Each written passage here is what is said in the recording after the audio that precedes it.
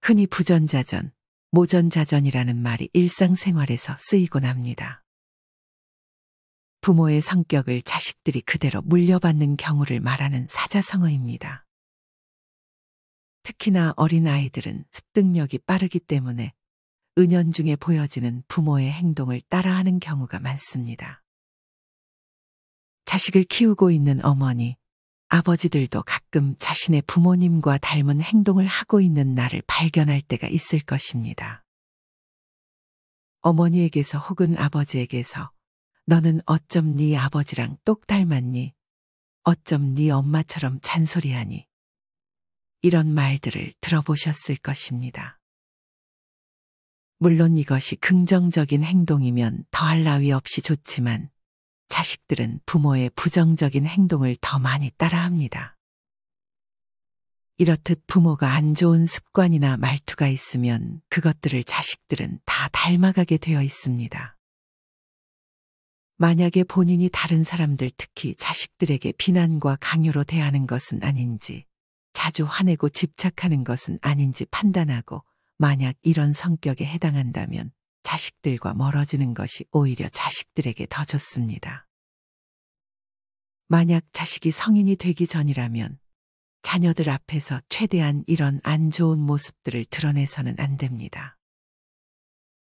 자식은 곧 부모의 모습입니다. 부모의 마음이 선해야 아이들이 선한 아이가 되고 부모의 마음이 약하면 자식들도 악해질 수 있습니다. 귓전 명상의 채환 선생님은 다음과 같이 말했습니다. 마음이 악하면 생각도 악하고 마음이 악하면 행동도 악하다. 마음이 선하면 생각도 선하고 마음이 선하면 행동도 선하다.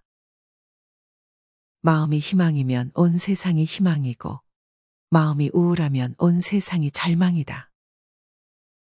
이렇듯 마음을 바로 하면 행동이 바로 서는 것이기에 이 모습을 곧 자식들이 습득할 수 있게 만들어주는 것이 좋은 부모의 역할입니다. 자식들에게 사랑한다, 고맙다, 수고한다는 말을 넘치게 해주면 그 모습을 우리 자식들이 그대로 부모한테 돌려주기 마련입니다. 또한 내 자식들이 나중에 커서 사랑 표현도 칭찬도 잘하는 따뜻한 부모가 되기를 원한다면 부모가 먼저 그런 모습을 보여주어야 하는 것입니다. 만약에 이와는 반대로 자녀에게 집착하고 계속 부모의 생각을 자식에게 강요한다면 나중에 자식이 부모가 됐을 때도 그 자식들에게 똑같이 하게 될 가능성이 높습니다. 이렇게 화내고 집착하여 자식에게 표현한 것을 후회하는 부모님들이 상당히 많습니다. 3살 때부터 아이들은 부모로부터 부모의 행동과 말투 등 모든 것을 배우게 됩니다. 그러니 부모로서 자식들에게 바른 모습을 보여주게 되면 노후에도 자식 걱정 없이 마음 편하게 지낼 수 있는 것입니다. 다음은 자식에게 집착하지 않고 본인의 인생을 열심히 살아가면서 말보다는 행동으로 보여주었던 부모의 글입니다. 자식하고 싸우고 혼낸 적이 없어요. 부모가 바르게 살면 자식들은 그대로 따라합니다. 제가 시어머니 모시고 워킹맘으로 짜투리 시간에 취미 생활하고 너무 바쁘니 아이가 도리어 저를 도와주더라고요. 결혼 비용, 아파트 구입, 아들이 혼자 다 해결했어요. 며느리도 아들 닮아 너무 잘하네요.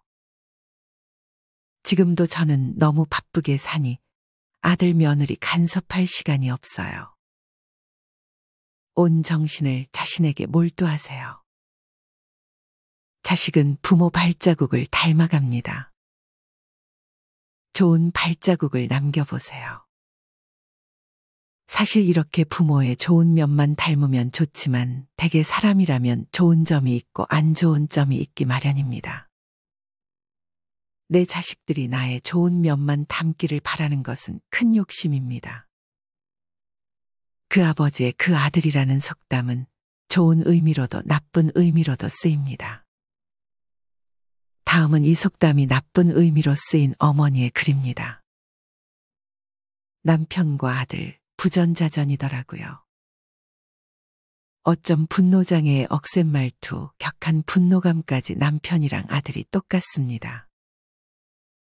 남편은 숨을 못 쉴 정도로 구속, 압박, 위협을 하는데 그걸 보고 자란 제 아들은 지 아버지가 하는 대로 그렇게 저를 대합니다.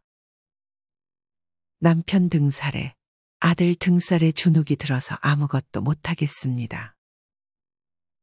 다음은 더 심한 일을 겪은 어머님의 사연입니다. 2주 전쯤에도 방 청소 좀 하라는 말이 듣기 싫었는지 중1 밖에 안 된 아들이 엄마인 나한테 욕을 하도 해대길래 경찰에 신고해서 경찰도 오고 아동복지센터에서도 저희 집에 왔습니다. 다 내가 이런 상황과 양육을 잘못해서 이런 결과가 온 걸 깨닫고 아이한테도 미안합니다.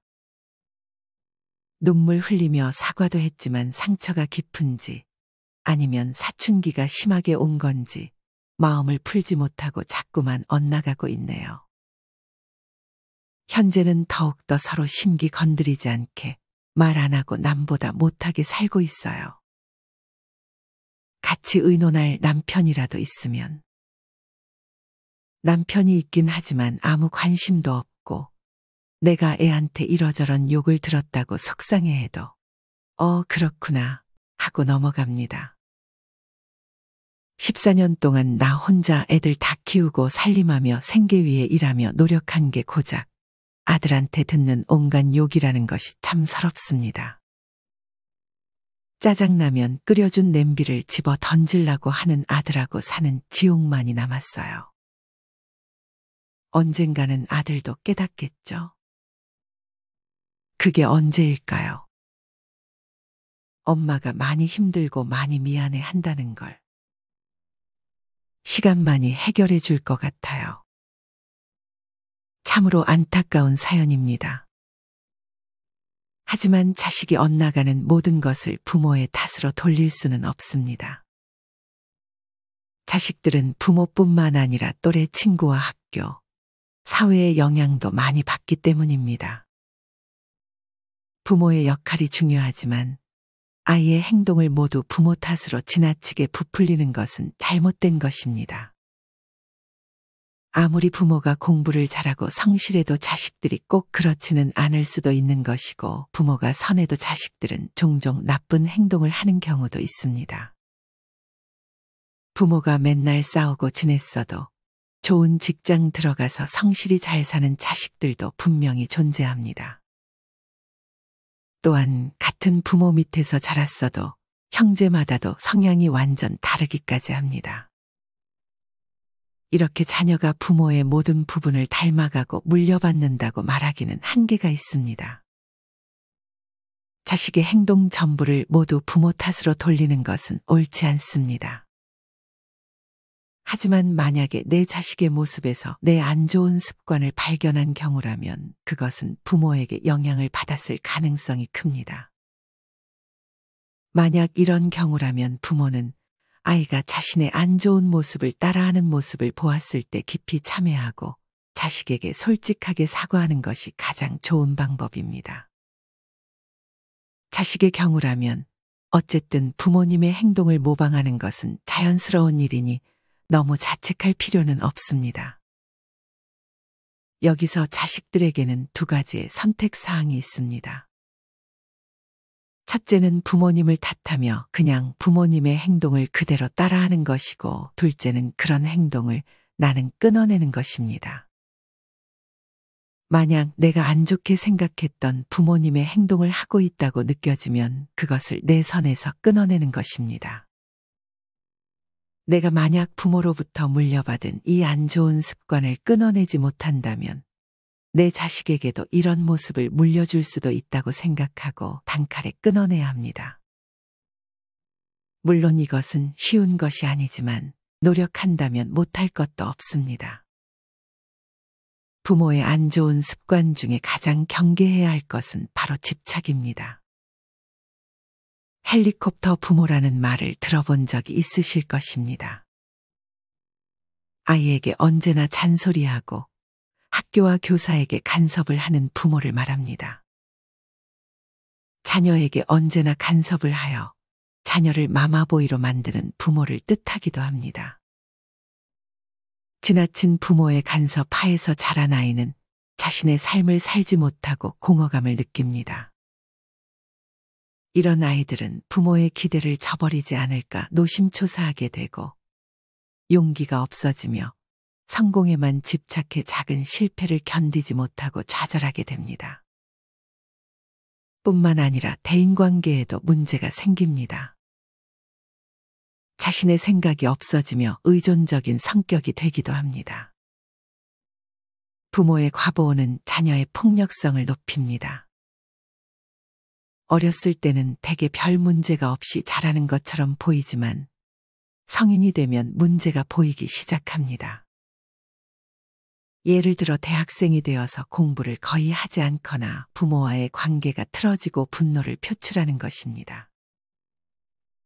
가족 간의 불화가 깊을수록 자식에 대한 간섭이 심할 수 있으며 이는 마마보이와도 연관됩니다.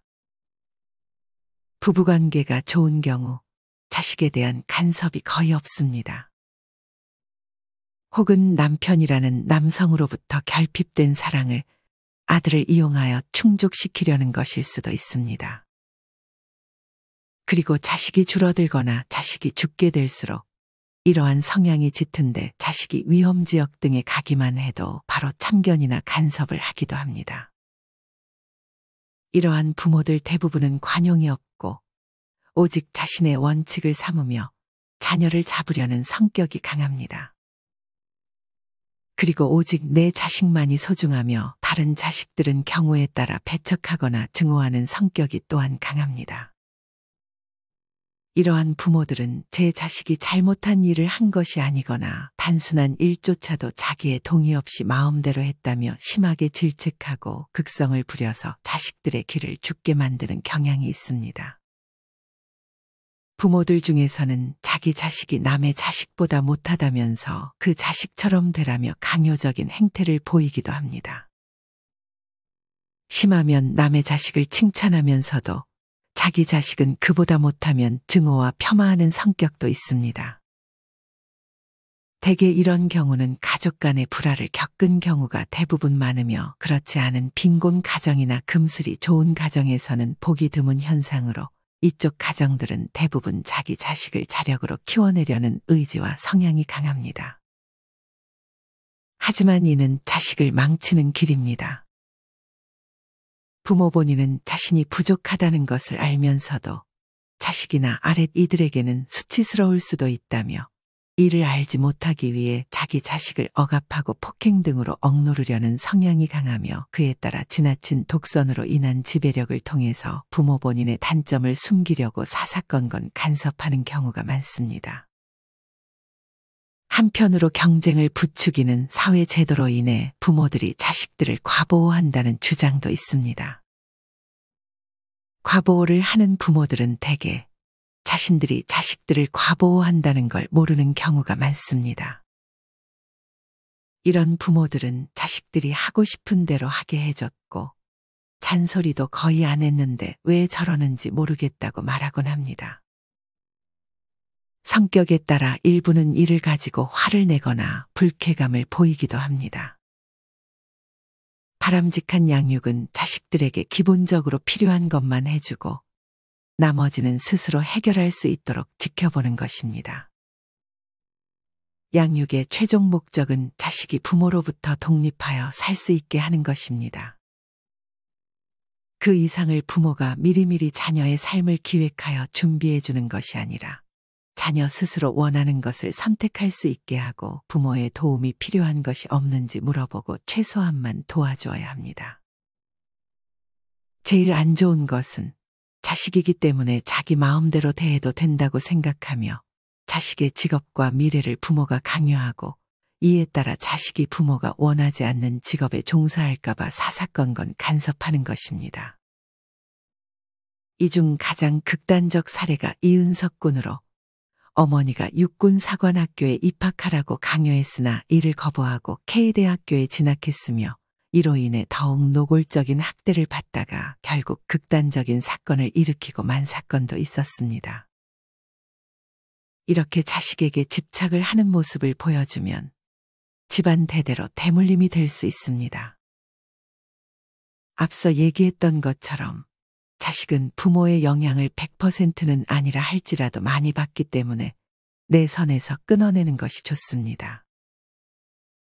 부모님들은 자식에게 좋은 것만 물려주고 싶을 것입니다.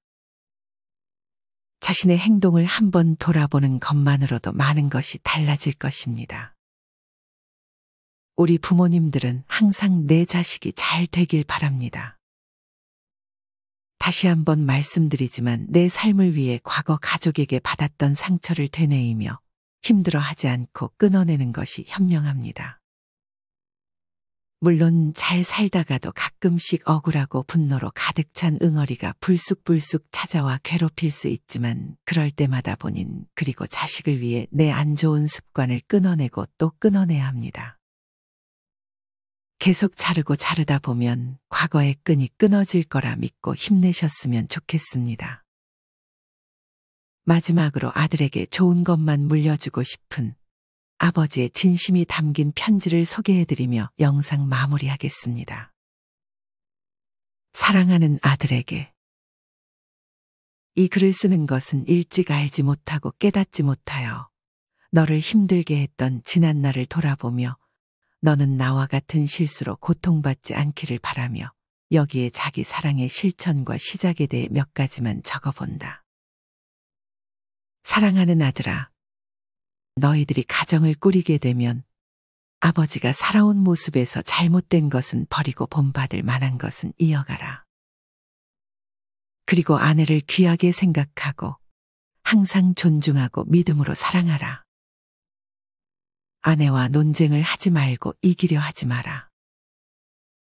너희들이 훨씬 훌륭한 모습으로 세상을 잘 살아갈 것이라고 믿기는 한다마는 가정이 평안해야 너희들이 하고자 하는 모든 일이 잘 될 것이기 때문이다. 가족을 소중하게 생각하는 마음이 곧 자기 자신을 소중하게 하는 것이란다. 사랑하는 아들아, 화를 잘 내는 사람은 나약한 사람이란다. 정말 강한 사람은 화를 내지 않는다는 것이다. 외운의 강이란 것이 그것이다.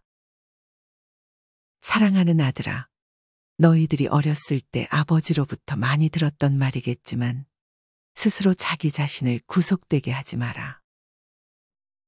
자기 할 일은 최선을 다하되 법을 준수하고 사회 관습을 무시하지 말고 가정의 법도를 지키고 도덕성의 문제가 발생하지 않게 절제된 자기 관리를 잘한다면 세상은 재미있고 행복하게 살아볼 가치가 충분하다는 것이다. 사랑하는 아들아, 지금까지 살면서 불행하다고 생각되었던 모든 것을 행복으로 가꾸기 위해서는 먼저 자기 사랑의 실천이 무엇인가를 알고 실천해야 한단다. 자신의 육체와 영혼이 병들지 않고 욕되지 않게 보람있는 매일을 사는 것이다. 어떻게 사는 것이 자기 사랑의 실천인가는 스스로 답을 찾아야 한다. 사랑하는 아들아, 자신의 말과 행동에 대해 책임을 질 줄 알아야 한다. 일기를 쓰면서 자기 반성을 게을리하지 않아야 하며 남의 입장을 이해할 줄 알아야 하며 우리를 생각하고 전체를 생각하고 일하는 원칙을 지키고 주변에 있는 사람들을 편안하고 즐겁게 그리고 행복하게 해줄 수 있어야 한다. 또 그들을 믿고 존중하고 이해하고 사랑으로 대해야 한다. 세상살이 사람을 따로 떼어놓고는 생각할 수 없단다. 모든 것이 사람으로 시작하여 사람으로 끝이 난다는 사실이다. 그러므로 사람들과 관계를 어떻게 해야 할 것인가에 답을 구하라. 돈보다 소중한 것이 사람이란다. 항상 애인처럼, 가족처럼, 형제처럼 대할 수만 있다면 좋은 인간관계를 맺게 될 것이다. 사랑하는 아들아, 항상 배우는 자세로 살아갈 수만 있다면 좋을 것이다. 자기 개발을 위해 끊임없이 노력하라. 살면서 주변의 말에 귀 기울이고 아내의 말을 무시하지 마라. 뜻은 크게 높게 가지되 자세는 항상 낮추어라. 그리고 겸손해라. 자만하지 말고 비굴하지도 마라. 항상 표정을 밝게 하고 가슴을 쫙 펴라. 어떠한 어려움도 능히 극복해 갈 수 있는 능력이 너에게는 충분히 있다는 것을 나는 믿는다. 사랑하는 아들아, 불의와 타협하지 마라. 어떤 경우라도 불의와 타협하면 그것이 족쇄가 되어 평생 동안 뜻을 펴지 못할 수도 있고 불행을 초래하게 된다는 사실을 명심해라. 정의를 위해 영혼을 불태울 수 있어야 한다. 사랑하는 아들아, 살다 보면 좋은 날만 있는 것이 아니고 때로는 크게 실패하여 앞이 캄캄해도 살아갈 방도는 있기 마련이다. 가족 모두가 한 마음으로 뭉치고 서로 격려하면서 위기를 극복할 지혜를 모으면 된다. 사업에 실패했다고 시리에 빠져 있을 시간이 없다. 사랑하는 가족을 위해 할 수 있는 일을 찾아서 열심히 하다 보면 또 기회는 온다는 것이다. 사업이든 인생이든 반전의 기회가 꼭 온다는 사실이다. 물론 그것은 준비된 자에게 온다는 것을 기억해라. 사랑하는 아들아, 세상의 모든 만물이 자기가 최고가 되기 위해 노력하고 있지만 모두가 최고가 될 수는 없단다. 수단과 방법을 가리지 않고 최고가 되는 것보다 항상 최선을 다하는 열정이 더 중요하고 더 아름다운 것이 아닌가 생각한다. 물론 스스로의 선택이 무엇이든지 자신의 선택에 대해 후회 없는 최선을 다해야 한다는 것이며 그 일을 하면서 즐겁고 행복할 수 있어야 하며 그 속에서 만족할 수 있어야 한다. 그것이 처음과 끝이었으면 한다. 사랑하는 아들아, 사람은 두세 가지 일을 다 잘할 수 있게 만들어지지 않았단다. 하나의 일도 제대로 이루지 못하는 사람도 부지기수인데 그 하나만이라도 잘 해낼 수 있을 때 자신의 꿈을 이룰 수 있게 되는 법이란다. 그것은 끝없는 자기 성찰과 인내와 노력의 결실이어야 한다는 것이며 진정성을 기본 바탕으로 지니고 있을 때 그것이 가능해진다는 것이다. 사랑하는 아들아, 요행을 바라거나 하는 기회주의는 안 된다. 성실하게 연구하고 노력하는 자기개발과 자기반성을 끊임없이 할 때만 꿈을 이룰 수 있고 희망이 있다는 사실을 기억해라. 인생살이는 결코 만만한 것이 아니기 때문이란다. 사랑하는 아들아, 모든 악의 근원은 욕심에서 비롯되므로 작은 것이라도 남의 것을 탐하지 마라. 욕심이란 녀석은 거짓말을 만들고 남을 속여야 하지만 그보다 더 슬픈 건 자기 자신을 먼저 속여야 한다는 것이다. 그러므로 순간의 쾌락을 위해 삶의 전부를 망가뜨리지 마라. 사랑하는 아들아, 항상 양심의 소리에 귀를 기울이고 양심에 따라 행동해야 한다. 진실은 영원히 살아서 너희들과 함께 숨 쉬며 너희들을 행복하게 하겠지만 위선은 자기 자신을 망가뜨리게 된다는 사실을 명심해야 한다. 사랑하는 아들아, 정신과 육체가 건강해야 가족과 이웃이 행복할 것이며 건강관리에 시간과 돈을 투자하라. 자신에게 잘 맞는 건강법을 찾아 꾸준히 관리를 하여라. 팔, 다리를 많이 움직이고 적당히 땀을 흘리는 운동이면 좋을 것이다. 수면은 정해진 시간에 깊게 짧게 자는 습관이 좋다.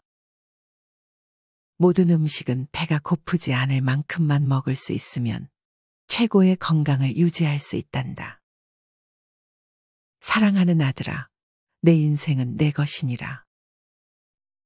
어떤 생각으로 세상을 바라보느냐에 따라 틀림없이 그렇게 될 것이다. 항상 밝은 마음으로 세상을 보아라. 이상으로 오늘의 영상을 마치겠습니다. 우리 모든 구독자분들의 행복한 여생을 응원합니다. 다음에 더 좋은 내용으로 찾아뵙겠습니다. 감사합니다.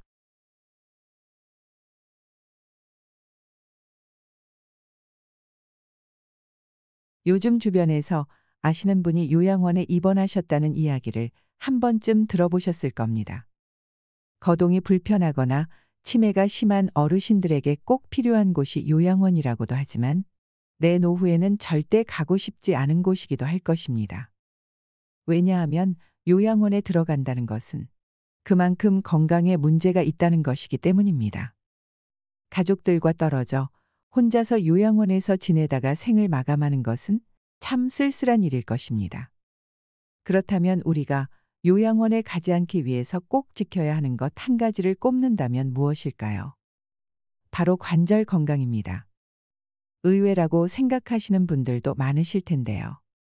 노후에 요양원에 가지 않고 다른 사람에게 의존하지 않으려면 육체적인 면에서 독립할 수 있는 능력을 갖추는 것이 가장 중요합니다. 건강 수명을 늘려야 하는 것입니다. 누우면 죽고 서면 산다는 말도 있듯이 못 걷게 되는 순간 건강은 급속히 악화됩니다. 무릎도 온전히 피지 못하고 구부러진 상태로 굳어버리게 되는데요. 퇴행성 관절염이 심해지면 통증 때문에 움직이지 않게 되고 팔과 다리에 힘이 없어져서 일상생활을 영위할 수 없게 됩니다. 노후에 다른 사람에게 의존하지 않고 독립적인 삶을 살려면 관절 건강을 유지하는 것이 그 무엇보다도 중요합니다. 우리나라 65세 이상 어르신들 중에 낙상사고로 사망하는 경우가 정말 많습니다. 사고 사망 원인 중 2위가 낙상사고라고 하는데요. 많은 전문가들이 낙상사고를 막기 위해서 관절 연골 관리의 중요성을 강조하고 있습니다. 통계에 따르면 관절 문제로 인해 낙상하게 된 분들의 4명 중 1명이 요양원이나 요양병원에 입원하였다고 합니다. 그리고 5명 중 1명은 1년 내에 사망하게 됩니다. 하지만 이뿐만이 아닙니다. 관절염은 고혈압이나 당뇨병, 치매를 유발할 수도 있습니다. 그래서 노년기에는 관절 건강을 지키는 것이 너무나도 중요한데요. 지금까지 여러분께서 알고 계신 관절염 상식은 다 틀렸을지도 모릅니다. 찬바람이 불면 더한 고통, 관절염에 대해 얼마나 알고 계신가요? 그래서 오늘은 관절염에 대해서 자세히 알려드릴까 합니다. 사람이 느끼는 통증의 90%는 관절 때문이라는 사실을 알고 계셨나요? 인간은 206개의 뼈와 139개의 관절을 가지고 있습니다. 그런데 역설적이게도 인간을 괴롭히는 가장 큰 골칫거리는 바로 관절입니다. 쑤시고 아픈 관절을 그대로 방치하면 전신질환으로 이어지거나 생명을 위협할 수 있다고 합니다. 60대 이상 대국민 질환 퇴행성 관절염은 한국인의 만성질환 1위를 기록하고 있는데요. 관절 건강 수명은 평균 60세입니다. 우리나라 평균 기대 수명이 80대임을 감안하면 관절로 인해 움직일 때마다 고통받는 기간이 무려 20년 이상이라고 할 수 있습니다. 당뇨에 걸리지 않은 사람들은 많지만 평생 관절에 탈이 나지 않는 사람은 거의 보기 힘들 것입니다. 체중과 수명이 늘면서 현대인의 관절에 많은 부하가 걸리고 있습니다. 관절 통증은 목과 허리, 어깨와 무릎, 엉덩이 등 부위를 가리지 않는데요. 퇴행성 관절염은 관절을 둘러싼 손상으로 연골이 닳아서 뼈와 뼈가 부딪히게 되고 염증과 함께 통증을 유발하는 질환입니다. 우리 몸속 관절은 하루에 움직이는 횟수만 무려 10만 회입니다. 나이가 들수록 관절을 많이 사용하니 연골이 닳을 수밖에 없겠지요. 나이가 들면 누구나 걸리는 관절염은 특히 여성에게는 더 치명적입니다.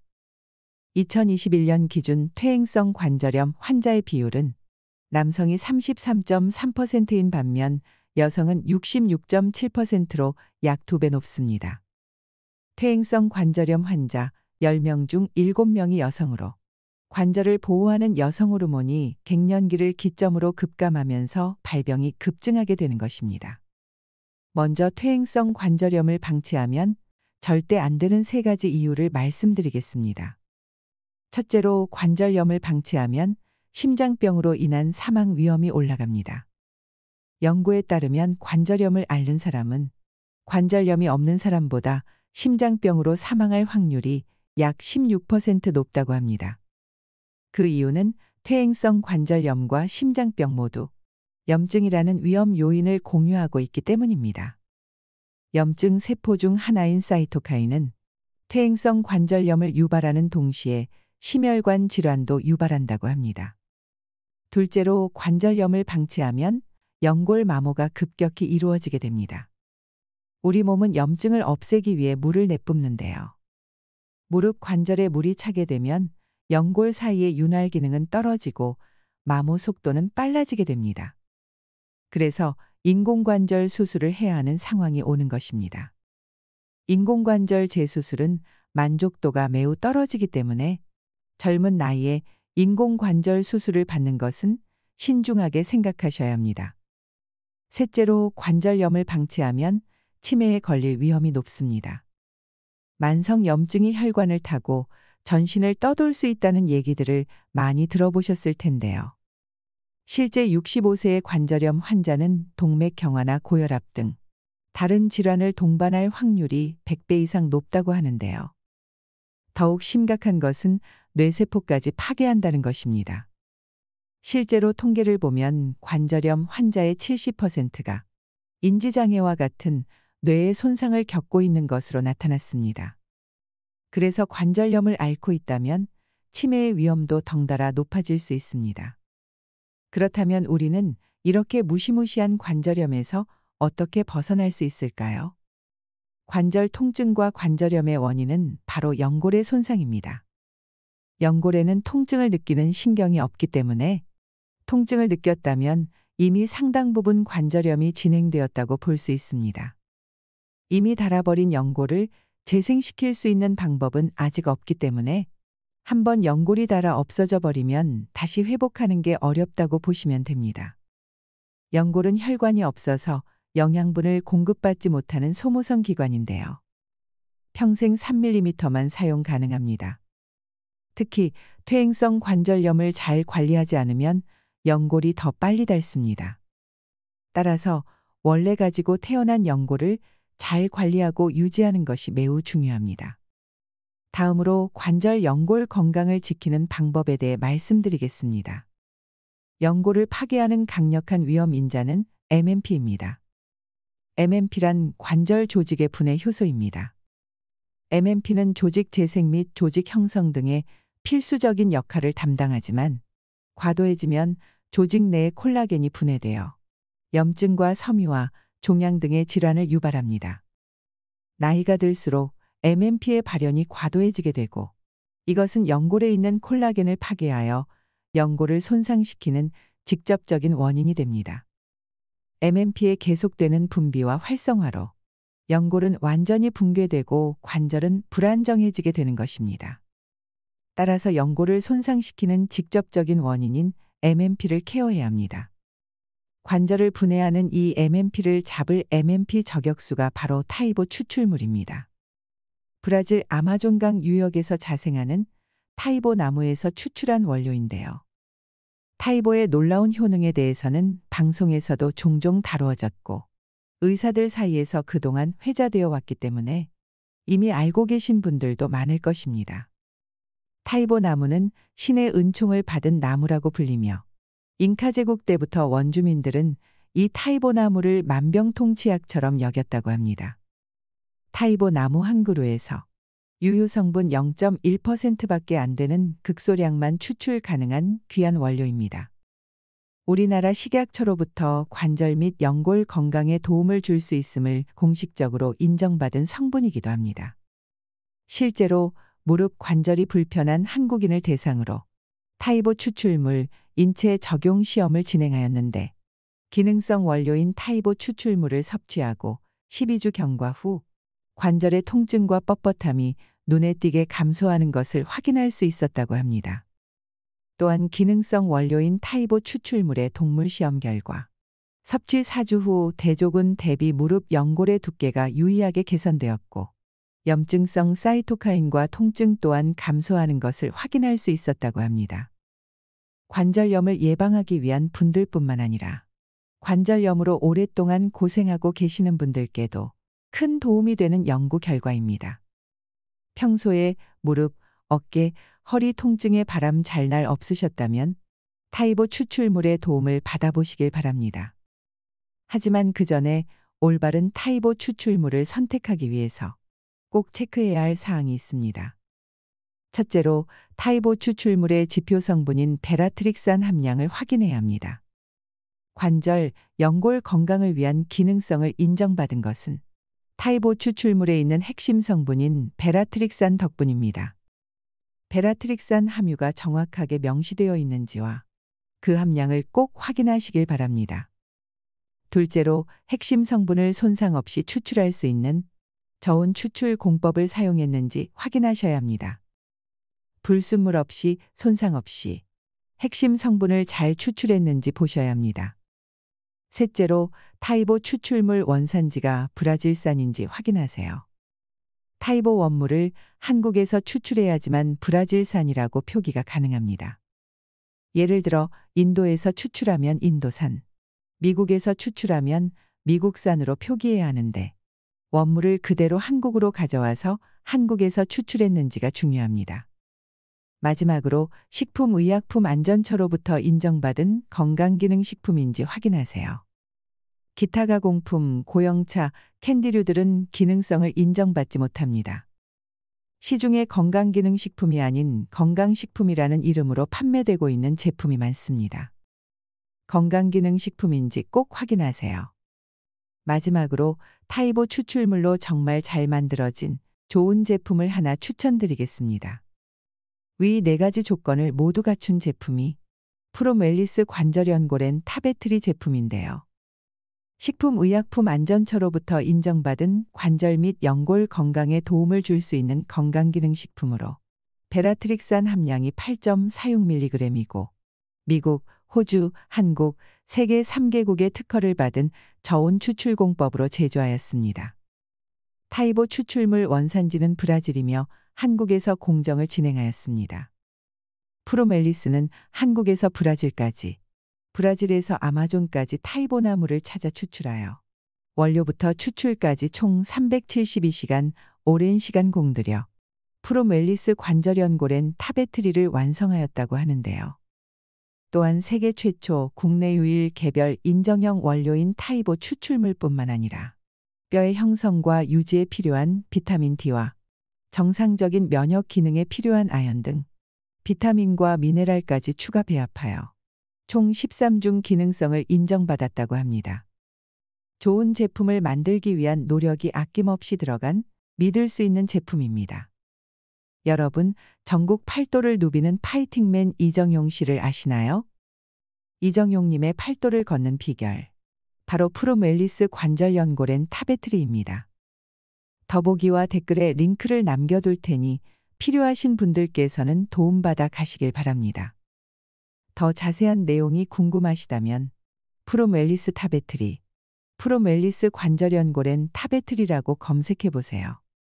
나이 들어 요양원에 가지 않고 독립하여 노후를 건강하게 보내려면 관절 연골 건강, 이것 한 가지만 꼭 기억하셨으면 좋겠습니다. 이상으로 시니어를 위한 모든 것, 시니어 연구소였습니다.